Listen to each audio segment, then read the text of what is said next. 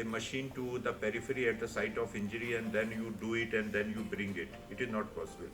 हमारी innovation cell का कोई शायद यहाँ पे है नहीं, डॉक्टर बाबूलाल दिखाई नहीं पड़ रहे हैं, तो डॉक्टर बाबूलाल, हाँ एकेडमिकली में सर नहीं कहीं पे भी हूँ, कोई बात में अटेंडेंस नहीं ले रहा हूँ। मैं ये कह रहा हूँ कि डॉक्टर बाबूलाल क्योंकि इस फील्ड को देख रहे हैं, तो क्या हम कुछ ऐसा पोर्टेबल छोटा, जैसे स्टेथोस्कोप सब लोग लगा के घूमते हैं, क्या हम छोटा सा ऐसा अल्ट्रासाउंड बना सकते हैं जो बेसिक चीज़ों को बताए, ये बता दे प्लस और माइनस, पॉजिटिव और नेगेटिव, इतना बता दे तो हमारे लिए शायद वो ज़्यादा इफेक्टिव होगा। तो ये एक कंसेप्ट में हूँ जो मैं आपको दे रहा हूँ। दूसरी बात, डॉक्टर जोशी ने हल्के से उसको टच किया कि हमें अपना माइंडसेट की बहुत ज़रूरत है। मैं ये देखता हूँ कि जो मेरा एक्सपीरियंस है पिछले 2 साल से यहाँ पे, माइंडसेट की ज़रूरत है। ये मेरा काम है या नहीं है, पहले तो हम शुरुआत के 10 मिनट हमारे इसी में लग जाते हैं कि ये काम मेरा है कि नहीं है, या मैं किसी को बुलाऊं।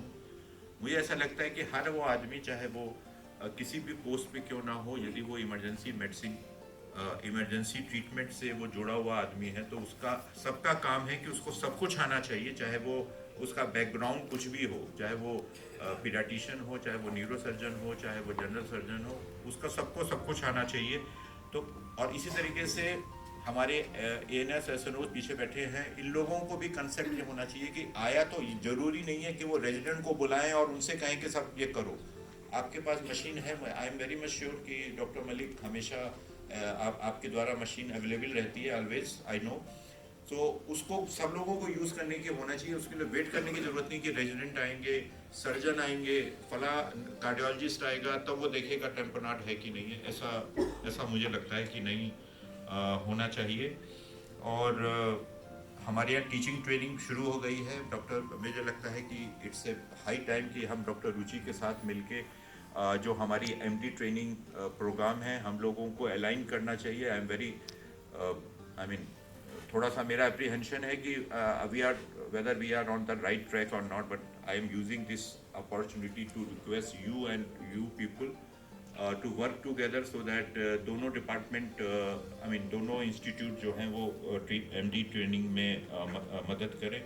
अब गोल्डन आवर जो है वो प्लेटिनम आवर में चेंज हो रहा है, तो हमें कंसेप्ट ऑफ गोल्डन आवर को छोड़ के प्लेटिनम आवर पे भी लाना चाहिए, क्योंकि अभी हम लोग टीचिंग और एपेक्स सेंटर में बैठे हुए हैं।